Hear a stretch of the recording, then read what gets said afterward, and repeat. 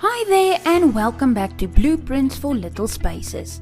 This month we've been diving into the foundations of great kids' room design.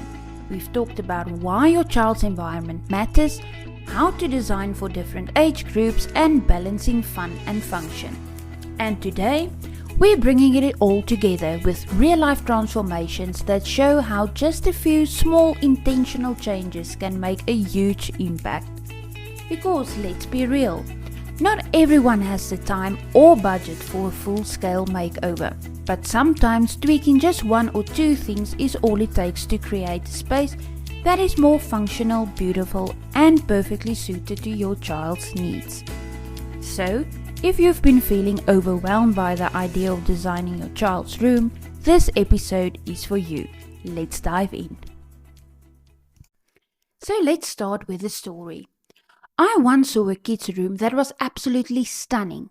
A modern, minimalist design with neutral colors, white furniture, everything perfectly styled. It looked like it belonged in a magazine. But here's the thing, the child never used it. Instead, they played in the lounge, in the hallway, anywhere but their own room. But why is that? Because the space felt too perfect. The bedding was always tucked in neatly, no wrinkles allowed. The toy shelves had carefully curated decor pieces, more for display than play. The colors were calming, but maybe too calming for an energetic little one.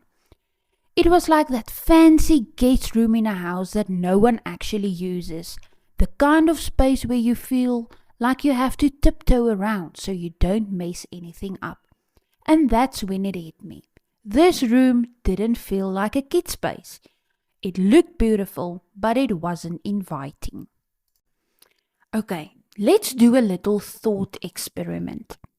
Imagine someone gives you a brand new bright white couch.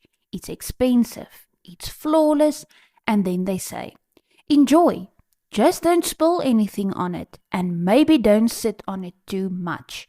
Oh, and keep it looking nice, okay? How would you feel? You'd be nervous to use it?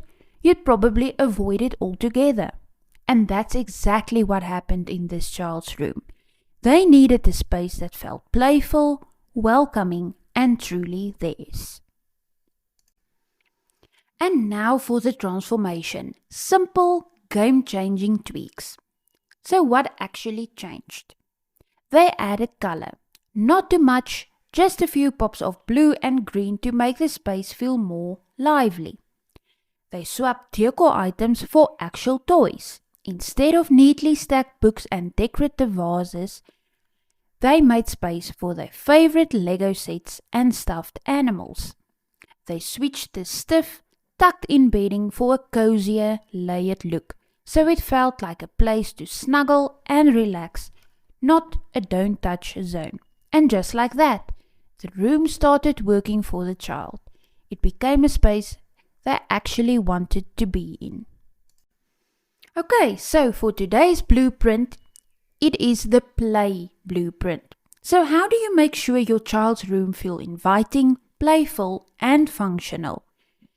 We are going to use the play method. P for personality. Let your child's interests shine through. Whether it's superheroes, space, or dinosaurs, include elements that make them feel at home. Then L for layout. Make sure the room is set up for movement and play, not just to look good. If toys are too high to reach, they won't get used. Then A for atmosphere. Create a warm, welcoming atmosphere with soft textures, cozy lighting, and fun colors. And then lastly, Y. Yes to play. Leave space for creativity. Every shelf doesn't have to be perfectly styled. A little mess means the space is being used. Because at the end of the day, it's a kid's room. It isn't a showroom. It's a place to live, play, and grow. If you're wondering, okay, but how do I actually make a room fun and functional? I've got you covered. I put together a free guide called How to Design a Room That Grows with Your Child.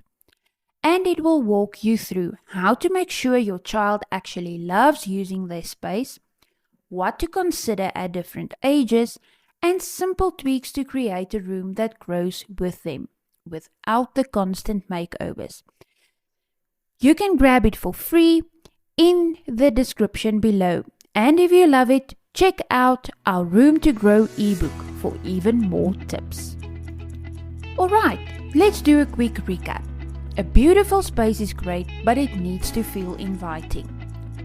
If a room feels too nice to touch, your child won't use it. Simple tweaks like adding color, adjusting layout, and including their favorite things can make a huge difference. If this episode hit home for you, send me a DM on Instagram. I'd love to hear your biggest takeaway. And don't forget to grab your free guide in the description below so you can start making small changes that make a huge difference. Until next time, happy designing!